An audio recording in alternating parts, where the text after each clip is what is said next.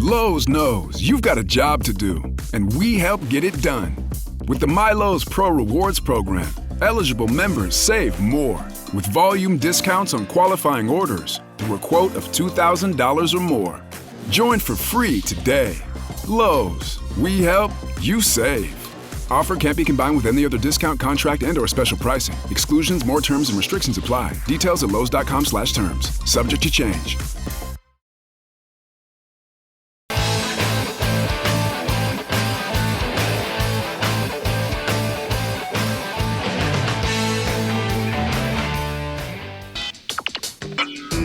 You are about to listen to the Dr. Daliah Show. Sassy, stimulating medical talk radio.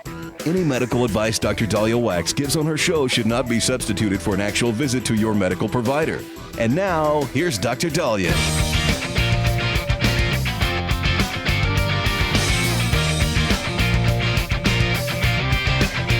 All right. We are back on the Dr. Daliah Show. Thank you all for tuning in. 1-877-DOC-DALI, 1-877-DOC-DALI. So I get very, very protective of my hometown, which is Las Vegas, Nevada. I've been here since the 80s, and I don't want people talking bad about it. But on the other end, I am your radio host. I'm national, and I'm going to call it like I see it. If I think the prices are ridiculous, if I think you're getting price gouged, if I think alcoholic beverages for $24 a pop is ridiculous, I'm going to say it. If these room prices, if these Allegiant Stadium tickets, for us locals who are trying to just see a game are ridiculously priced, yeah, you're going to have people go away. Now, don't get mad at me, but I keep hearing, I heard from the mayor and other people that the slump, the numbers going down in Las Vegas is because of Canada and Mexico mad at Trump. Now, we could debate this all day, but if we are going to entertain the fact that our current president is what is making somebody say, you know what, I think I'll go to Niagara Falls instead of Las Vegas. I just have, a tough time believing it. But then maybe somebody could also make the argument that it's possibly the name of our airport. If somebody wants to fly to Vegas, I think they're expecting, Vegas, Las Vegas Airport. But it's not. It's Harry Reid Airport. What if people do not want to fly into Harry Reid Airport? All right. I mean, if we're going to really bring up politics, we started to see a slump after we changed the name of our airport. Now, I understand Harry Reid did a lot for our state, but many people were upset that, we couldn't have a say because it almost now, commits that this airport or this city is all about our Democratic representatives. Well, our city is all about our Republican and Democratic representatives. So calling it Las Vegas Airport, they want to change it from McCarran for multiple reasons. The Las Vegas or Southern Nevada Airport would have been fine. So can somebody make an argument that people are like, wait a second, no. And I'm not really happy with politics, and I'm not happy with the left side of politics, so I'm not coming. I bring this up because I think it's ridiculous. I think the politics is not what's hurting Las Vegas. It's the pricing. And if we don't get our acts together, we're going to be in trouble. And everybody could say, but Daliah, they could lower their prices. We used to have 99-cent shrimp cocktail, $1.99 steak and eggs. They could bring that back. They can't. That's the problem. And they don't want to. Las Vegas. Now, I liked the 80s Las Vegas, where you still dressed up but you got good deals. And it was cheaper to vacation in Las Vegas than you could in Hawaii. But now Las Vegas has turned into this icon. We have NFL. We have NHL. We have WNBA. We have MLB, coming. We have, we are, starting to be a sports mecca. We have universities, great universities. We have Michelin chefs and restaurants that are some of the finest in the world now in Las Vegas. And so until, our city could decide, do we want to be the Monaco, or the South of France, or the Paris of United States? Do we want to be the fancy schmancy city, or do we want to get tourists here? And when locals feel they can't even go east or west of where they live because the prices get ridiculous, that's a problem. And Vegas used to be really, really cool for the locals. They would offer, like if they couldn't rent out their rooms on a weekend, you would wait till Friday morning and then call up and say, do you have any local rates? And the local rates would be half price. Shows, if they couldn't get their shows filled, if they couldn't get the clubs filled. Now, we still are busy. I mean, we still have millions of people come here. But you got to have parts of our city accessible to middle class, blue collar. This can't just be about people dropping $1,000 for dinner or hundreds of dollars for a couple drinks. So blame Canada like on South Park, I don't think is the right way to go. If Canada says, you know what, we're going to spend less money in the United States, I am running into Canadians all the time. If somebody wants to vacation to the United States, they're going to vacation to the United States. Right? If somebody, wants to vacation, to Mexico or from Mexico, there's people put politics aside where they want to party and where they want to spend their money. But Vegas was always the really fun vacation for less money, as long as you didn't gamble all your money away. And we've changed that. Vegas is now a resort destination. So $300-400 a night rooms, hundreds of dollars of for dinner or lunch. Lunch is even expensive. I met my cousin for lunch. I mean, sandwich price point, this was a few years ago, even before COVID, was already at $25-30. Are you kidding me? For lunch? Even when you go to the food courts. So a lot of us locals, we'll try to go to places and then we'll go to the food courts. Even the food courts are ridiculously expensive. Really? $10 for a hot dog? So they've got to change that. But like I said, a lot of people don't want people looking for 99-cent shrimp cocktail. They want the hoity-toity celebs coming in. Well, we're slumping. We're also, I think, making huge mistakes charging for parking. Apparently, the hotels wanted to nickel and dime and start charging for parking. And I get in New York, they charge for parking. In California, they charge for parking. But the average person that comes to Vegas drives here. And now on top of that, you're going to add $25 or $35 a pop for parking. Well, then it's costing too much. It's ridiculous. It's just not worth it anymore. 1-877 Doc Daliah.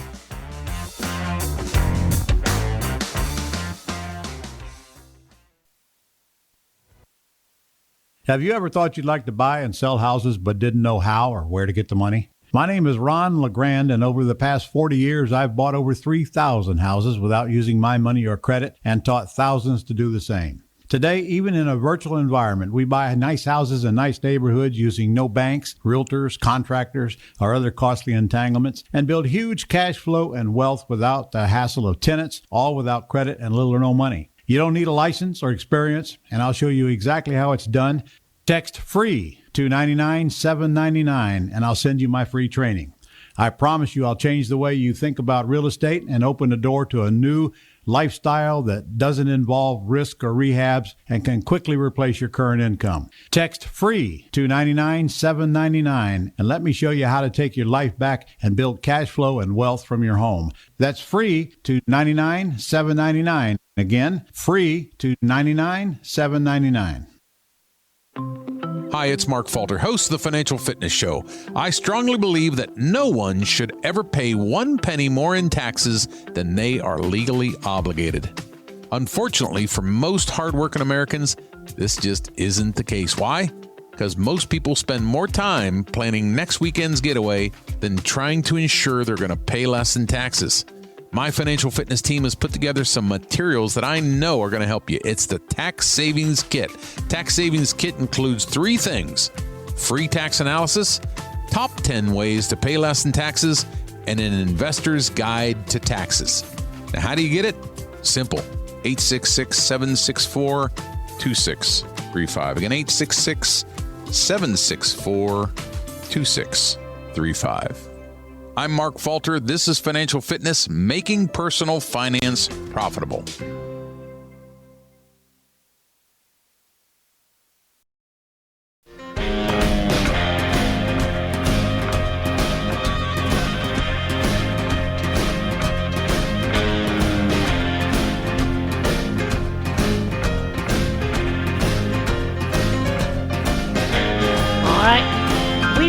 Dr. Daliah Show. Thank you all for tuning in. 1-877 Dr. Daliah, 1-877-DOC-DALI. Big thanks to Talk Media Network for making the show happen. Big thanks to Daniel, our producer, and big thanks to y'all for tuning in. We really do appreciate it. Don't forget to follow us on Twitter, X at Dr. Daliah, Facebook, The Dr. Daliah Show, and on YouTube, click like and subscribe. So I know people in the media are kind of getting their panties all up in a bunch because Kim Kardashian doesn't believe in homework. She thinks homework is not the most ideal way for our kids to progress academically. And as much as I hate to say this, I'm not in complete disagreement with Kim Kardashian. It's rare that I agree with her on things, but I'm not in disagreement. She has kids, Northwest, St. West, Chicago West, and Psalm West, with her ex-husband, Kanye West. Yay. West. And she doesn't believe in homework. She says, I'm going to tell you why. This was on her appearance on a podcast. She says, kids are in school for 8 hours a day. And she says already so much of her kids' time is devoted to academics. She goes, when they come home, they do sports, they have a life, they spend time with their family. I think that homework should be left for in school. Now, I know people are thinking, oh, this is all controversial, but I know they were talking about the relevancy of how we used to do school. School is really changing in its relevancy and how we educate kids and what kids need to learn. And this isn't, the little schoolhouse with the teacher smacking you on the wrist with the ruler and there all day, and then you go home and help on the farm or help at your parents' shop. And that's not what kids are doing these days. It's a much different world. And I've already explained to you how I think school should be done. Just a quick recap for some of you new. Okay. Your core classes are all in the morning and not hour long or 50-minute classes, 20 to 30 minutes, no longer than that. You get your math, you get your science, you get your history, you get your literature, etc. All your core, basics in the morning. They teach it, you do it, and then like in medicine, you see one, you do one, and then you teach one. Same thing in the morning. They teach the lesson, you practice it, you regurgitate it, and then they review it the next day. And you could do that per lesson in 20, 30-minute stints. Then it's lunchtime. If kids get bullied at lunch, they can eat at home, eat off campus, whatever. If they want to eat on school campus, they can. And then the afternoon is all the practical learning and life skills and learning how to farm, learning how to camp, learning about plumbing, contracting, medicine. All depending on their age, whether they are kindergarten, first year, all the way to sophomore year, they learn based on the maturity, the trades. So your electricians and your welding is probably going to be when they're already sophomores, let alone, but learning how to farm, learning first aid, learning self-defense, learning all the practical life skills, learning how to work out, learning how to eat, learning a second language, learning about your art, music, playing an instrument, all that happens in the afternoon. Then, by the time they're 16, high school's done. Because, when you're a junior and senior, you're sitting there going, I don't have to listen to the teacher. I'm already on my way out. High school ends at the age of 16. But years 17 and 18 is your trade certificate or your associate's degree. We don't have to now do free college because that's already part of the K through 12 system. So your junior and senior year is getting your trade certificate in plumbing or construction or whatever, or your associate's degree. Now everybody at the age of 18 is ready to go. They could move on and they could go to more college. They could specialize, get more trade certificates, go deeper into their trade, but at least they have the basics by the time they're all 18. Now, how do you fit homework in that? Well, your afternoon is probably going to be a good majority of the afternoon. And these kids will have been very well-rounded. So they go home, they eat, they shower, they relax, they, talk to the parents about whatever, and then they get ready for the next day. All the schools, I think, should be roughly on the same plan. Having gone to 12 schools, every school district was doing something different. So for those of us that move a lot, we keep missing certain things and we don't learn it. So if you do move, you still get those lessons. We remediate our kids that don't do well in sports. We have academic remediation, but if we have kids that can't do a sit-up or a pull-up or can't run a mile, then we have the remediation for them athletically as well. And we just take our day and change it around. Now, somebody could say, but Daliah, if they're not doing homework at night, I was doing homework till 2 p.m. because I was in honors classes and AP classes. And, did I really learn anything from that? No, I was sleep deprived. So some people say, but Daliah, if you're not doing that, you're going to be watching video games or watching television. Or watch it. Look, if you really are doing a fully packed day, which you like and is exciting, and you're learning all that, I think you're going to put it to memory more. Now, Kim Kardashian isn't completely wrong. I was in medical school, and we had these 36-hour shifts because you were on call. Then we had lectures. Then we had to take tests. You don't learn that way. Those of us who got to sleep and weren't on call remembered more about what we learned than those of us that couldn't go home at night after being there for 12 hours, and then we had to stay the night, do that 12 hours, and then 12 hours more until we got to go home the next day. You don't learn. Maybe if some of the things will be put to memory in those 36 hours, but when you can't sleep, you're not putting it to memory. So, there's that big controversy of, having kids start school later. A lot of doctors agree that these kids, because, especially when you're adolescent, your thriving time is, early evening, going down, off into the evening. And so waking up at 5 a.m. to catch a bus, not very conducive. I don't mind later start times. The only problem is, it still has to match real life. When do you go to work?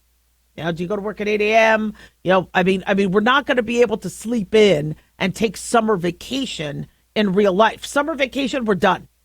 None of this off for 3 months. That's ridiculous. You could expand winter break a little bit because of the coughs and cold season and people come back, from travel rushed because they got to get back to school. I don't mind expanding winter vacation a little bit and maybe having some vacations spread out throughout the year. But 3 months off with people not learning, no, that's ridiculous. But the way we're learning now is different. These kids are evolving differently because they have all this access to the computer and all that, and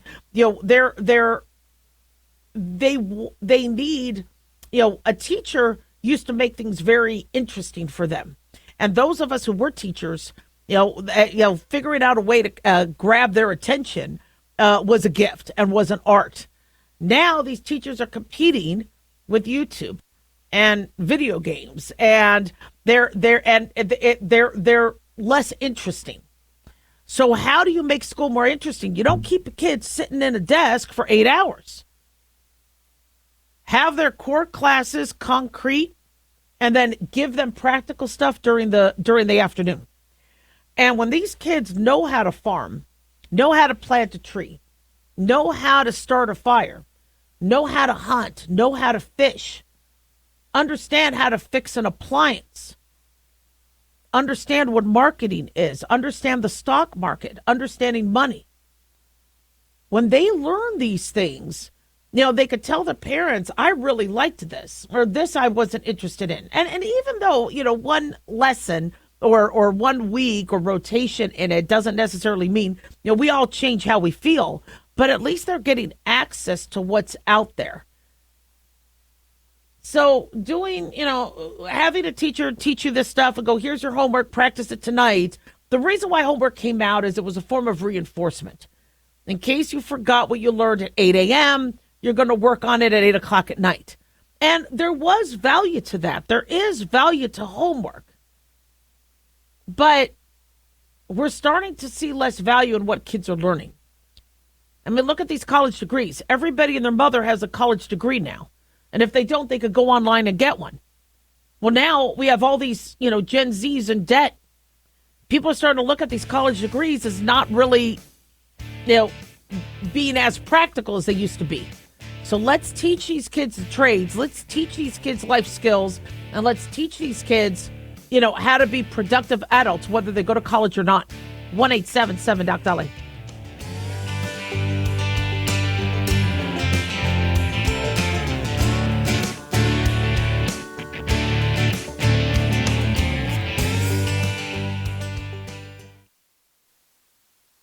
Hi, everyone.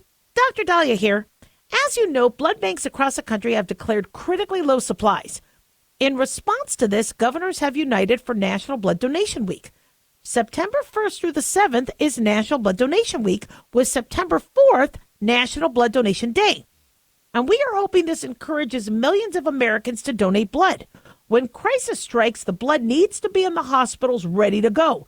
But remember, the units need to be processed days before. And thousands of units of blood are already being used by hospitals on a regular daily basis. So blood supplies need to be prepared and delivered year-round. If you can't donate blood, don't worry. Please host a drive or even spread the word. It all saves lives. You could sign up to donate blood or host a drive at drdaliah.com. Follow the link to National Blood Donation Week. That's drdaliah.com. Remember, 1 pint of blood could save 3 lives. Imagine what the whole country could do.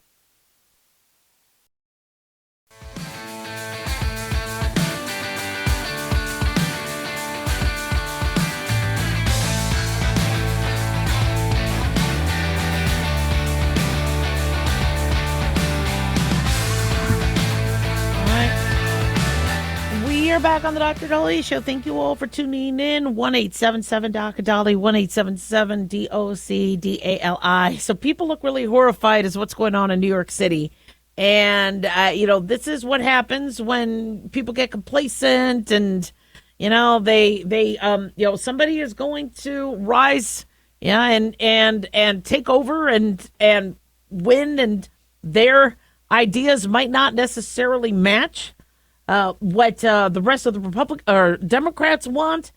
And now we have Democrats kind of mixed on, do they throw their weight behind Mamdani or not? And Zohran Mamdani is pretty controversial, refusing to denounce the, globalizing intifada, communistic recommendations for rent and grocery stores, and, not advocating for the release of the hostages that Hamas is still torturing.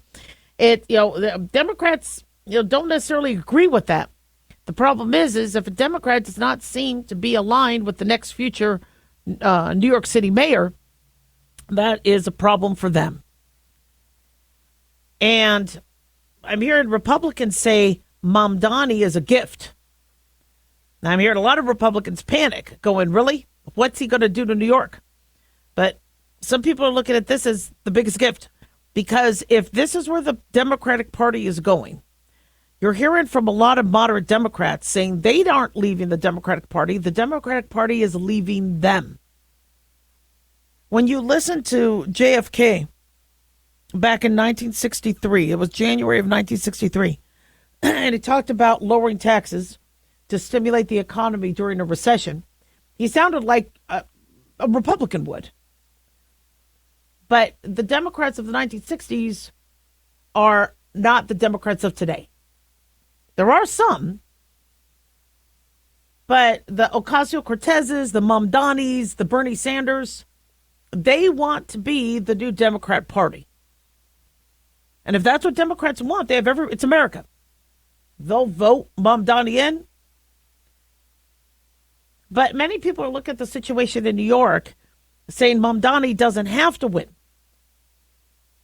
If the anti-Mamdani vote wasn't split among Andrew Cuomo, Eric Adams, and Curtis Sliwa, he will not become New York mayor. Now, will Curtis Sliwa drop out? No, of course not. He doesn't want to drop out. He doesn't have to. He is the only Republican candidate. He's going to run. There's a good chance he won't win, but nobody should feel forced to drop out. But if he did, and if Eric Adams dropped out, Andrew Cuomo can lead. In the latest poll from American Pulse Research, Zohran Mamdani has 37% of the vote. Andrew Cuomo has 25%, Eric Adams 11%, and Curtis Sliwa 17%. So when you add the 28 and 25, making it 53, if Andrew Cuomo ends up being the only candidate to run, then you could very easily beat Zohran Mamdani. Back in July, Zenith Research had Mamdani at 50%. So depending on the polls, but currently he's leading, and he's leading resoundingly over Cuomo. But if Eric Adams and Curtis Sliwa don't budge, Mamdani will be the next New York mayor. And so I guess what people are kind of a little concerned about. Now, how I look at it is, well, as long as the election is honest and we don't have people dumping mail-in ballots or taking your ballot and messing with it. But if it is a true, honest election, whatever the people vote for is who they want and who they get. But if the choices are so many and the choices get split, it does beg the question. What if people are only given the two choices? Now, I'm a little mixed on that because obviously if somebody really wanted Andrew Cuomo, they wouldn't be voting for Sliwa then. Sliwa has, again, 70% of the votes. Or they wouldn't be voting for Eric Adams. Andrew Cuomo was not a very popular governor.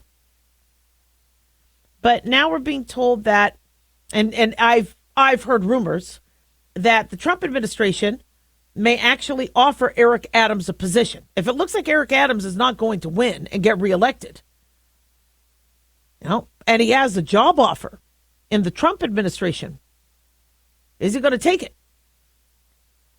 Now, he's been reluctant to drop out, but there has been rumors that President Donald Trump could incentivize him to bow out. Now, I don't think that's a good look for Trump. But if Eric Adams is not winning, this usually happens. We see this with the Democratic primary. Kamala Harris bowed out fast. She was very unpopular during the Democratic primary. Then Beto O'Rourke had to drop out in the Biden, the 2020 campaign. If you don't look like you're going to win, at some point you leave. And I do believe that Eric Adams would then try to take a position. It's rumored that he has been offered a position at the U.S. Department of Housing and Urban Development. And so if, he could lose and be unemployed, or he could go and take a job and take a position. He has had a good working relationship with Trump. Now, of course, the White House is neither confirming nor denying this. But what happens if he does leave? So if Eric Adams' current 11% goes to Andrew Cuomo, if all of it goes to Andrew Cuomo, they're getting close. So, here's the thing. If an election is pure and non-contaminated, and this is what people want. This is the vote. This is what they want. I am for the whole democratic process. I don't want to be manipulating, well, you only get this choice. This is your only choice. I don't want that.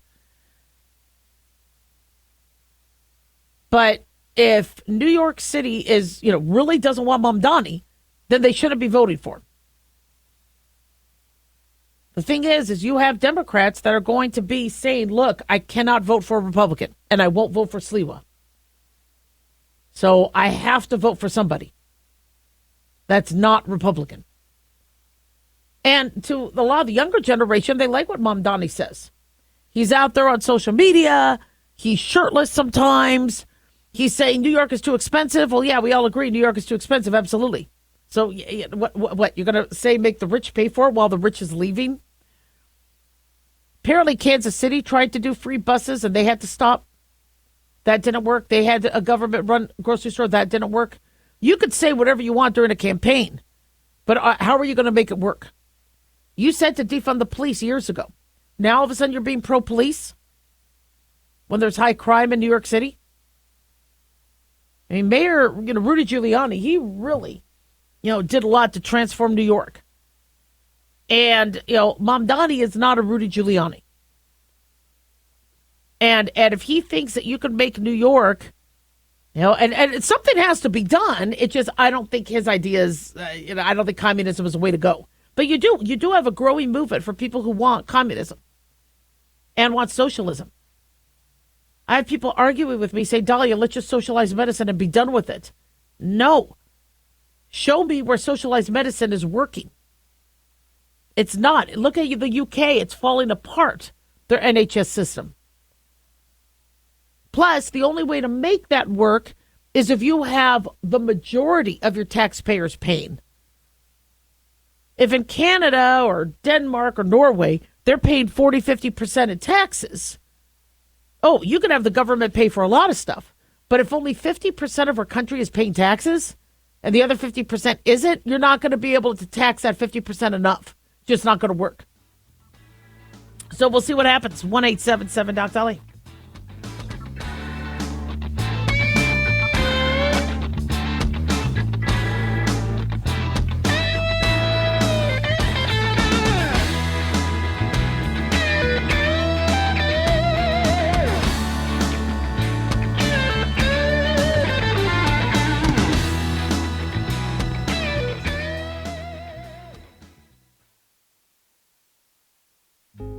Hey guys, it's Clyde. We've had a lot of requests for Ground Zero merchandise, so we put together an online store with a big variety of high-quality items. I'm really excited to let you know about these things. We have a lot to offer you and your loved ones. In addition to our regular apparel, such as t-shirts, beanies, hoodies, and hats, we've expanded our product line with posters, flags, aprons, mugs, and a whole lot more. We also have Ground Zero collectibles, along with a limited edition of items like a Clyde Lewis canvas portrait, a Ground Zero embroidered jacket that will certainly make for great gifts and for interesting conversations with family and friends. And we now offer publications such as Ron Patton's book about mind control, MK Zine, and back copies of the official magazine of Ground Zero while it was in print. Paranoia, the Conspiracy Reader, also coming in 2023, are updated and revised books that I've written. There's a secure and easy-to-use shopping cart for your purchases. So shop today at our official store by going to groundzeromerch.com. Again, that's groundzeromerch.com. Hey, America. How tired are you of mainstream corporate media's biased narratives and manipulated news? Their dishonesty and attempts to influence this generation have been exposed, put on display for anyone who's even half paying attention. But the New American Magazine has been an honest source of news and commentary for over 50 years. This is your opportunity to receive the stalwart of principled journalism at a deep discount. Picture a beautifully published magazine arriving at your doorstep twice a month, packed with insightful stories written with integrity. It's also available digitally on the New American's mobile app. Get up to speed with intelligent coverage from a freedom perspective. Right now, for a limited time, the New American is available to radio listeners at a 25% discount on a new subscription. Visit thenewamerican.com/radio25 and receive 25% off. Subscribe today at thenewamerican.com/radio25.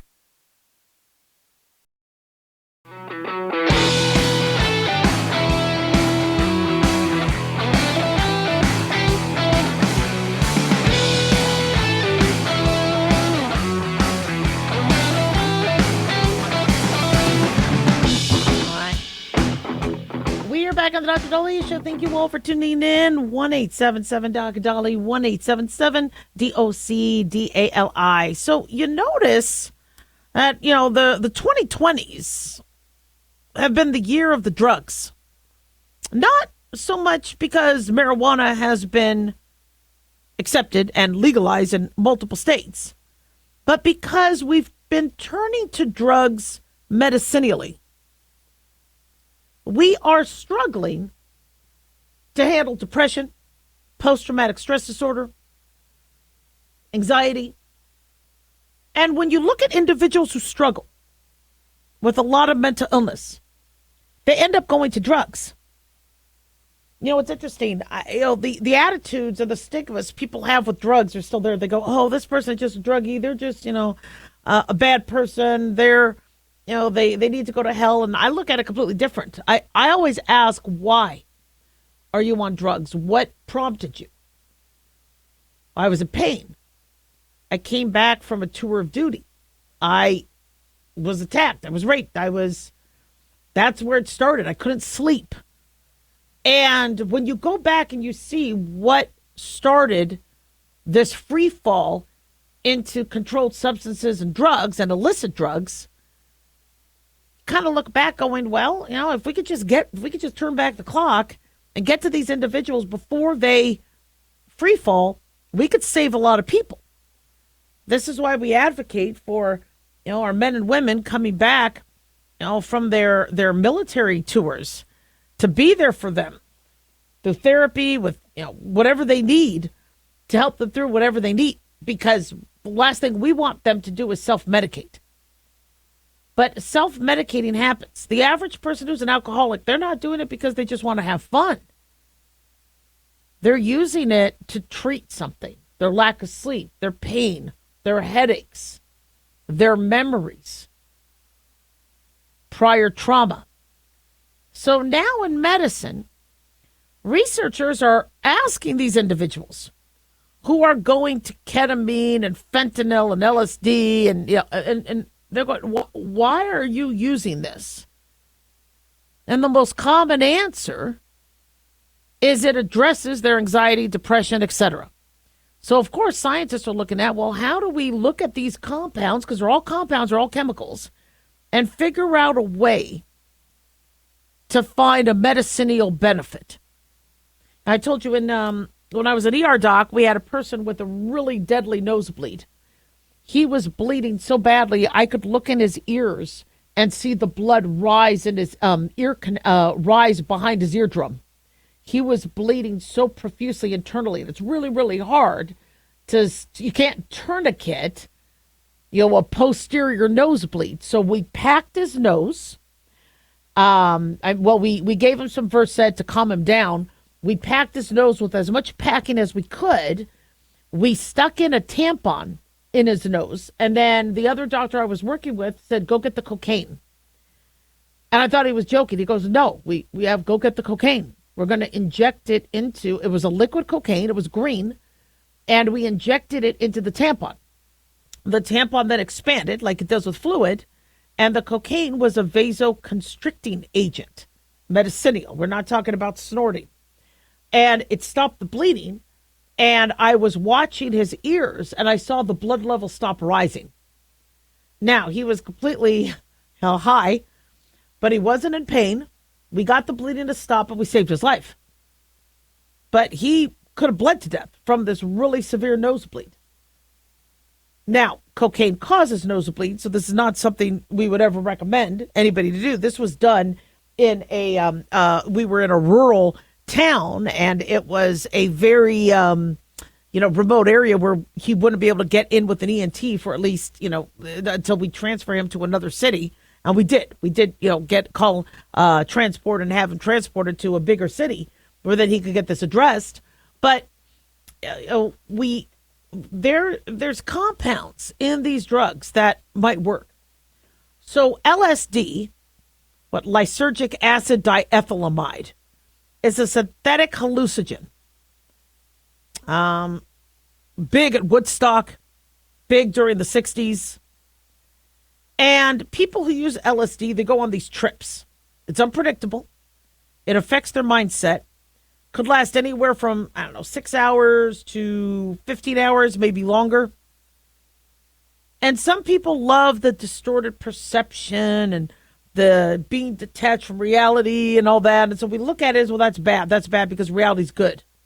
However, scientists looked at using LSD, and they now publish a study saying they think one shot could really address people's anxiety. Drug maker MindMed tested several doses of LSD in patients with moderate to severe generalized anxiety disorder. They found that the benefits lasted as long as 3 months. Now, the company is going to conduct follow-up studies and then apply to the FDA for approval.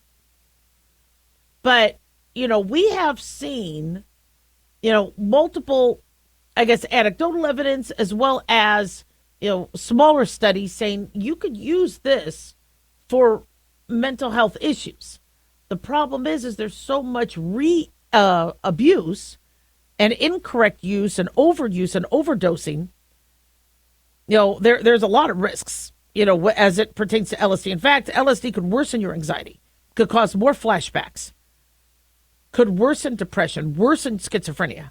There could be psychological dependence. But if somebody determines how to dose it correctly and smaller dosing, and there be therapy and overseen, scientists are thinking that we might be able to use this. And psychedelics are making a huge comeback. The FDA designated psilocybin, MDMA, and now LSD as potential breakthrough therapies based on early results. Now, they are not making it to the market. In fact, the FDA has rejected ecstasy or MDMA as a treatment for PTSD because they didn't think that the study methods were up to par, and they thought some of the research might have been biased. But this latest LSD study was published in the Journal of the American Medical Association.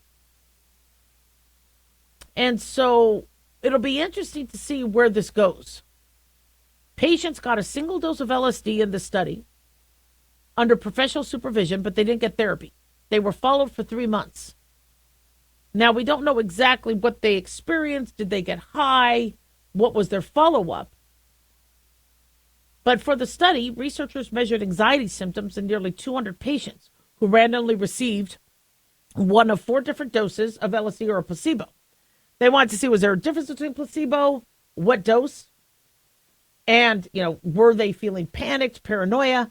They said at 4 weeks, patients receiving the 2 highest doses, according to AP News, had significantly lower anxiety scores than those receiving placebo or lower doses. After 12 weeks, 65% of people taking the most effective dose, the 100 micrograms, continued to show benefits, and 50% were in remission. Now, these people did experience, or a lot of them did still have nausea, headaches, hallucinations. But interestingly, also, the people that got the placebo or the dummy pills also improved. However, they didn't have the results as dramatic as the people using the LSD. So I'm not saying and advocating that this is what we do now, but we are studying it. And MindMed is conducting now 2 large late-stage trials that will track patients over a longer period of time. And based on their results, if they think it's successful enough to submit for FDA approval, they will. So we'll see, but it is interesting, and I love people doing science right, where they think, well, we have to just use this, whatever's in the box, and they don't stop and look at, wait a second. And what's really interesting is people have been treating themselves and figuring out their own treatments if a doctor can't. Unfortunately, many of them have been hurting themselves, but some of the successful people, we might as well learn from them. 1-877-DOC-DALIAH.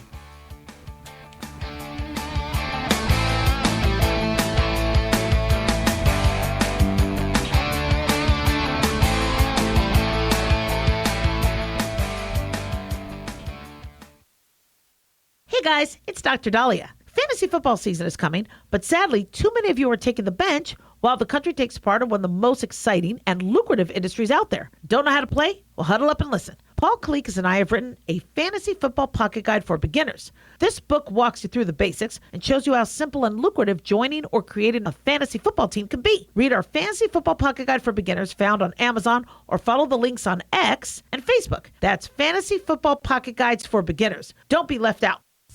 Increase fuel economy up to 7.9% with Hot Shot's Secret Gasoline Extreme, the solution to maximize your engine's performance and fuel economy. Whether you're driving a sports car or a daily commuter, Gasoline Extreme is specially formulated with PEA to deep clean. Don't settle for an average driving experience. Upgrade to Hot Shot's Secret Gasoline Extreme and go further on each tank. Order now on Amazon or HotShotSecret.com. Hot Shot Secret, powered by science.